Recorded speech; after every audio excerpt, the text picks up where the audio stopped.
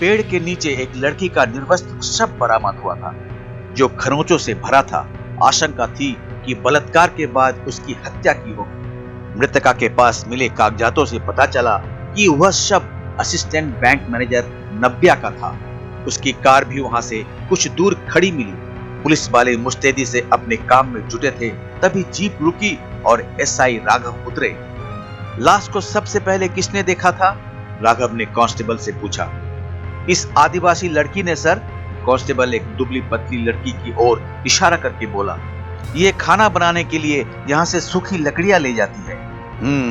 राघव ने उस लड़की पर नजर डालते हुए अगला सवाल किया। और मृतका के घर वाले? ये है सर। कांस्टेबल की उंगली घटनास्थल से थोड़ा हटके खड़े कुछ लोगों की ओर घूम गई। राघव उनके पास गए, एक से पूछा, आपका मरने वाली से रिश्ता? पति हूं उसका, उसने शून्य में देखते हुए जवाब दिया। नाम?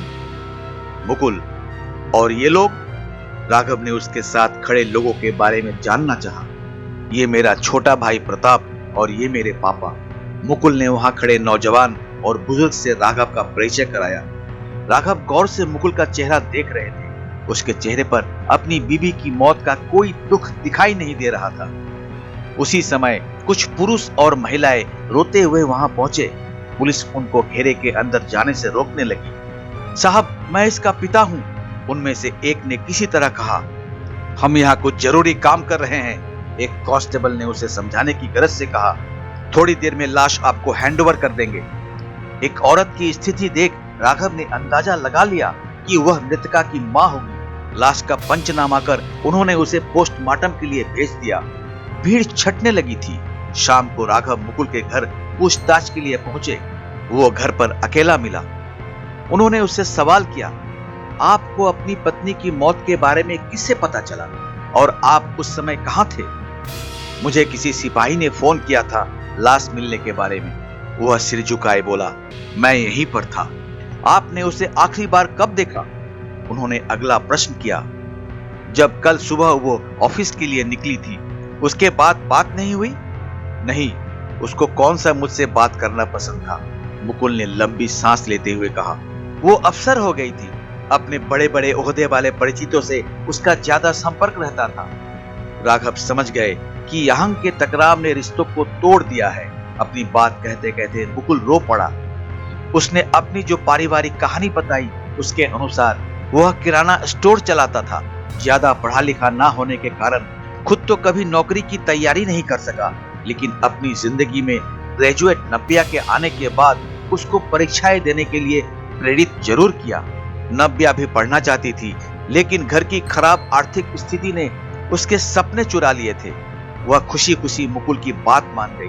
मुकुल ने उसकी पढ़ाई का सारा खर्च उठाने से लेकर हर तरह का सहयोग किया, जिसका सुखद परिणाम भी सामने आया। नब्या ने कुछ ही प्रयासों में बैंक पीओ का इम्तिहान पास कर लिया। मुकुल की खुशी का ठिकाना नहीं था, लेकिन उसके अरमानों को किसी की नजर लग गई। नब्या का अफेयर अपने एक युवा अधिकारी विमल से चलने लगा। पति अब उसे गवार और बेकार लगने लगा था। घर में झगड़े शुरू हो गए, लेकिन मुकुल उसे तलाक देने में अपनी हार देख रहा था, इसलिए वह उसे तरह तरह से समझाने में लगा रहा। नब्या के घर वाले भी पेशो पास में पड़ गए थे। एक तरफ मुकुल जैसा मध्य वर्गीय लेकिन सुलझा हुआ दामाद, दूसरी ओर विमल की शान और शौकत। राघव वहां से चल पड़े। अगले दिन पोस्टमार्टम के बाद नब्या का शव उसके मायके वालों को सौंप दिया गया। मुकुल ने उस पर कोई दावा नहीं जताया था और न ही दाह संस्कार में उसके परिवार से कोई शामिल हुआ। नव्या के माँ बाप लगातार मुकुल को खूनी बता रहे थे, लेकिन राघव इस केस में आगे कुछ करने से पहले पोस्टमार्टम रिपोर्ट देख लेना चाहते थे। उन्होंने केस से जुड़े सभी लोगों को शहर छोड़कर कहीं नहीं जाने को कहा और पोस्टमार्टम रिपोर्ट का इंतजार करने लगे। जल्द ही वह भी आ गई। नब्या के साथ मौत से पहले सामूहिक बलात्कार की पुष्टि हुई, लेकिन आश्चर्य की बात यह थी कि मौत का कारण ज्यादा नींद की गोलियां लेना बताया गया था।